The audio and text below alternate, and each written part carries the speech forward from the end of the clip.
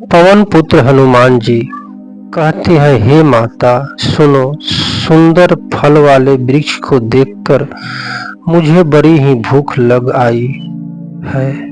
सीता जी ने कहा, हे बेटा सुनो, बड़े भारी योद्धा राक्षस इस वन की रखवाली करते हैं। हनुमान जी ने कहा, हे माता, यदि आप मन में सुख माने प्रसन्न होकर आज्ञा दे तो मुझे उनका भय तो बिल्कुल ही नहीं है। हनुमान जी की बुद्धि और बल में निपुण देखकर जानकी जी ने कहा, जाओ हे तात, श्री रघुनाथ जी के चरणों को हृदय में धारण करके मीठे फल खाओ। वे सीता जी को सिर नवाकर चले और बाग में घुस गए। फल खाए और वृक्षों को तोड़ने लगे। वहां बहुत से योद्धा रखवाले थे। उनमें से कुछ को मार डाला और कुछ ने जाकर रावण से पुकार की और कहा, हे नाथ, एक बड़ा भारी बांदर आया है। उसने अशोक वाटिका का उजाड़ डाली, फल खाए, वृक्षों को उखाड़ डाला और रखवालों को मसल मसल कर जमीन पर डाल दिया। यह सुनकर रावण ने बहुत से योद्धा भेजे। उन्हें देखकर हनुमान जी ने गर्जन की। हनुमान जी ने सब राक्षसों को मार डाला।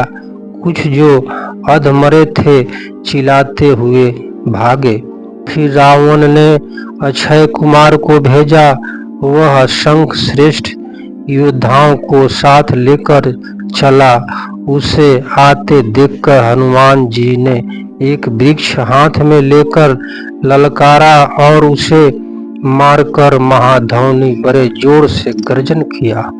उन्होंने सेना में से कुछ को मार डाला और कुछ को मसल डाला और कुछ को पकड़ पकड़ कर धूल में मिला दिया। कुछ ने फिर जाकर पुकार की हे प्रभु, बंदर बहुत ही बलवान है। पुत्र का वध सुनकर रावण क्रोधित हो उठा और उसने अपने ज्येष्ठ पुत्र बलवान मेघनाथ को भेजा।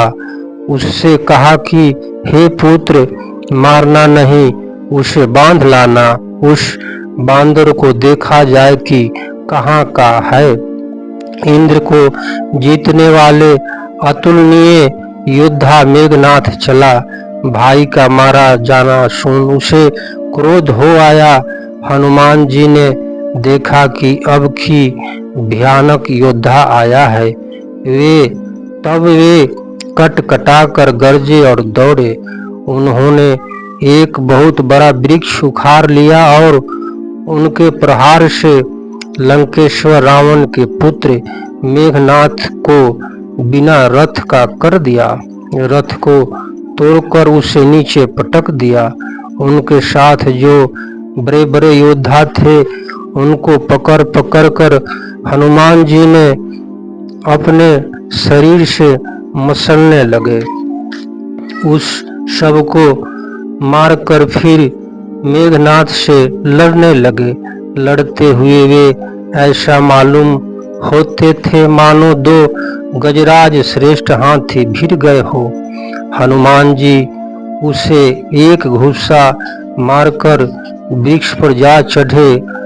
उसको क्षण भर के लिए मूर्छित आ गई। फिर उठकर उन्होंने बहुत माया रची, परंतु पवन के पुत्र उसे जीते नहीं जाते।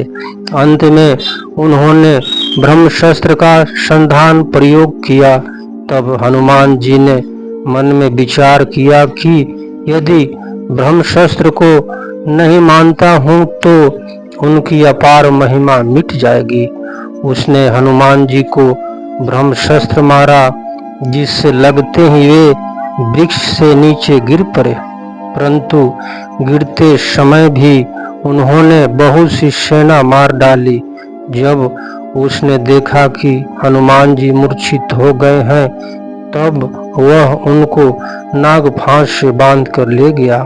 शिव जी कहते हैं, हे भवानी सुनो, जिनका नाम जप कर ज्ञानी विवेकी मनुष्य संसार जन्म मरण के बंधन को काट डालते हैं, उनका दूत कहीं बंधन में आ सकता है, किंतु प्रभु के कार्य के लिए हनुमान जी ने स्वयं अपने को बांध लिया।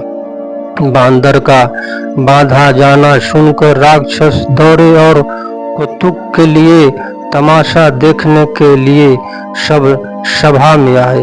हनुमान जी ने जाकर रावण की सभा देखी। उनकी अत्यंत प्रभुता ऐश कुछ कहीं नहीं जाती।